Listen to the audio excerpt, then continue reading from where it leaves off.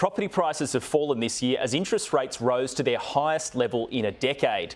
I caught up with Eleanor Creagh, the senior economist at REA Group, to recap the key events in property in 2022.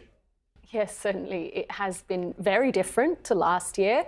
And really, we've seen that the fast pace of interest rate rises that we've experienced this year has very quickly rebalanced housing market conditions pretty much Australia-wide. So the substantial 300 basis points of tightening that's been pushed through to date has significantly reduced buyers' borrowing capacities. It's increased mortgage servicing costs. And with that, it shrunk buyers' budgets. And we have seen that property prices have begun to fall in most places. Now, on a national level, the Proptrack Home Price Index is showing that home prices are down 3.81% from their peak in March. But there are some regions where property prices are falling a little bit faster.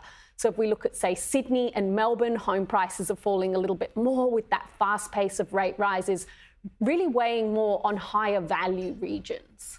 Yeah, and as those rates have gone up and property prices have been falling, have some sellers now become a bit hesitant to put their home on the market? They might hold out until prices get a bit better.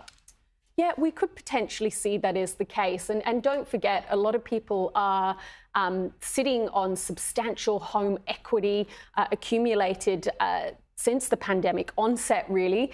Over the past couple of years, we've seen significant rise in home prices. And even though we've seen prices begin to fall, in most parts of the country, they're still well up on pre-pandemic levels. So that's also meant that, you know, even as interest rates have quickly risen and mortgage servicing costs have risen, most people just don't have to sell. So we have seen, of course, a little bit of a dent in confidence as well, with inflation surging. And I think that's also, I guess, reduced people's propensity to list their property for sale a little bit and reduce some of the activity that we were seeing in the market from both buyers and sellers.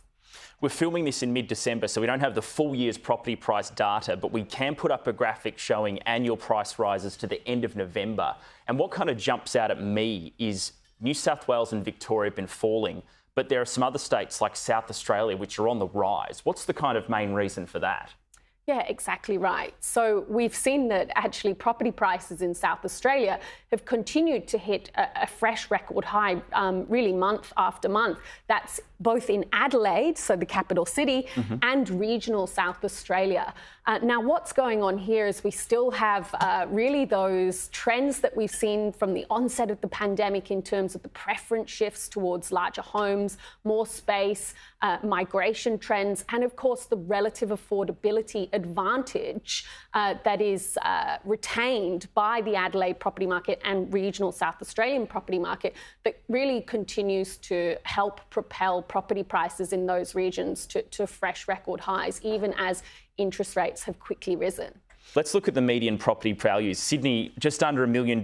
Melbourne, about 800,000. But the one that jumps out is ACT, up 38% since March 2020 to $851,000. So Canberra's now the second most expensive city in Australia. Exactly right. And if we were to take that from March 2020 for Melbourne, property prices are actually only up around 15% in Melbourne on pre-pandemic levels. So I think a lot of that, gain has been attributed to the past couple of years where we really saw property prices in Canberra soaring with record low interest rates, those preference shifts that we saw and migration trends that really buoyed the Canberra property market over the past couple of years. Of course, before interest rates started rising, then we have seen that home prices in Canberra have begun to fall this year with the substantial interest rate tightening that has been pushed through. And the others that jump out, Brisbane up 44% since March 2020 and Hobart about 44% as well. So these state capitals, it looks like they're starting to catch up to Sydney, Melbourne and Canberra. Yeah, I mean, we saw that the Brisbane property market and actually really the southeast Queensland property market overall really outperformed throughout the pandemic period. So we know that migration or net migration into Queensland was more than 2 times the decade average throughout much of the pandemic period, with people in the East Coast capitals, Sydney and Melbourne, partly looking to escape lockdowns and headed for the relative affordability advantage that property in southeast Queensland and Brisbane presented. And of course, those preference shifts towards larger homes, lifestyle and the sun, I guess, after all that time in lockdown for people in Melbourne. We've got another chart we can put up from SQM Research. It basically just shows listings for the year at 241,000. If we go to the next page, we've got REA's graphic showing annual growth for listings across Australia, and nationally down about 22% this year, but that's really just a reflection of where the property market's at.